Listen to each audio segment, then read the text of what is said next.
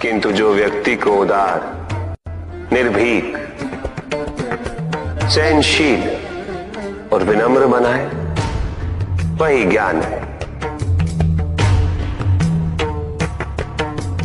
अज्ञान की शक्तियां दुरुपयोग करने हेतु प्रेरित करती हैं, किंतु जो अपनी शक्तियों और अपने सामर्थ्य के प्रति अपने उत्तरदायित्व को समझाए, जो न केवल अपने अपितु अपने से पहले संसार के उद्धार हेतु प्रोत्साहित करे, वो ज्ञान है। ज्ञान का मूल उद्देश्य ही परोपकार है, सृजन है। दूसरों की भावनाओं को समझना, उनका आदर करना, यही ज्ञान है।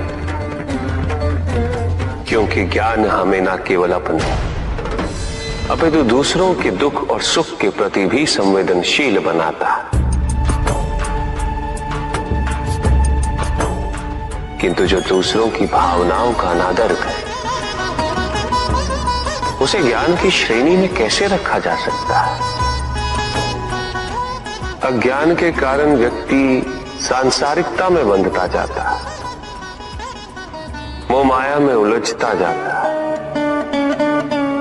अज्ञान परम सत्य से दूर ले जाने का माध्यम है, किंतु ज्ञान व्यक्ति को परम सत्य की ओर ले जाता है। ज्ञान मुक्तिदायक है, मोक्ष का मार्ग है, और इस मुक्तिदायक ज्ञान का सर्वोच्च रूप है आत्मज्ञान। और यही ज्ञान की पूर्णता भी है कि व्यक्ति अपने को समर्पित कर दे, छोड़ दे अहंकार को, तो भ्रम की इच्छा ही पूर्ण होती है, और अभी भी वही फलित हो रही है। ऐसा नहीं है कि हम उससे भिन्न फलित करा लेंगे, लेकिन व्यक्ति भिन्न फलित कराने में लड़ेंगे, टूटेंगे, नष्ट हो। कुछ भी सुनने और समझने के लिए मन का मौन रहना आवश्यक है, किंतु मन मौन रहना नहीं जानता। वो तो निरंतर कुछ ना कुछ कहता रहता है, प्रतिपल शब्दों का आक्रमण चलता रहता है मन पर, और यही आक्रमण है जिसके कारण व्यक्ति कभी भी शब्दों के परे नहीं जा पाता। जहां जीवन की सत्यता का बोध उसकी प्रतीक्षा कर रहा होता, कभी भी किसी व्यक्ति का विवेक, उसके संस्कार, निर्भीकता तथा उसके आचरण की परिपक्वता को परखना हो, तो उसे शक्तियों से सुसज्जित करता हूं, पदाधिकार सौंपता हूं, परिणाम स्पष्ट हो जाएगा। प्रभु, यदि आप स्वयं यहाँ कैलाश में उपस्थित हैं, तो प्रतिदिन का संध्या काल पूजन आपके समक्ष क्यों नहीं होता है? पूजित का साक्षात सामने होना मन को भटकने नहीं देता, किंतु जो सच्चे भक्त हैं, भगवान तो उनके मन में, उनके हृदय में निवास करते हैं।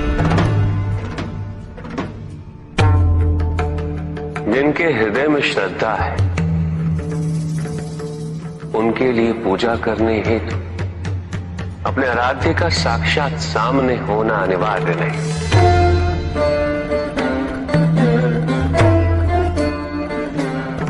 वो तो अपने मन के नेत्रों से प्रतिपल उनके दर्शन पा रहे हैं।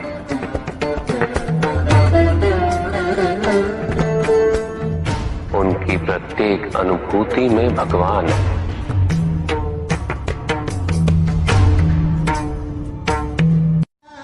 सुख आंतरिक होता है, संतोष आंतरिक होता है। उन्हें बाहरी तत्वों से रेखांकित और परिभाषित नहीं किया जा सकता, आकार से नहीं पाया जा सकता। आकार के आधार पर केवल अहंकार ही उत्पन्न होता है, क्योंकि आकार से तुलना करने का संदर्भ प्राप्त हो जाता है। यदि तुम्हारा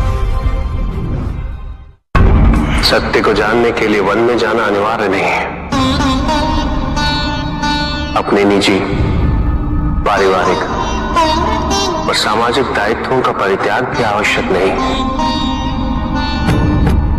सत्य तो सदैव हमारे साथ है, हमारे सामने है, किंतु हम स्वयं धीरे धीरे उस पर अपने क्रोध, अपने अहम, भय, विचार और महत्वाकांक्षाओं जैसे कई आवरण चढ़ा देते हैं। सत्य हमसे नहीं, हम स्वयं सत्य से दूर हो जाते हैं।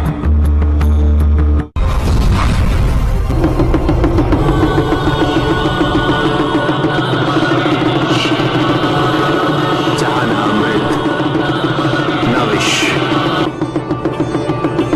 न सुख, न दुख, न स्वर्ग, न नरक, वही परम आनंद है।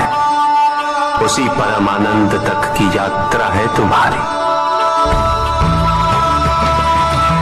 ये यात्रा आनंद के सानिध्य की है, ये यात्रा सानिध्य के आनंद की है। और इस यात्रा में मैं प्रतिपल तुम्हारे साथ हूं।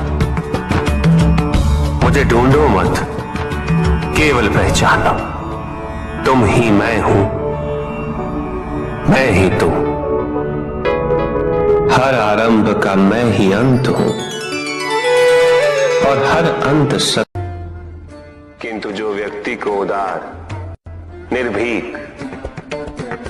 सहनशील और विनम्र बनाए,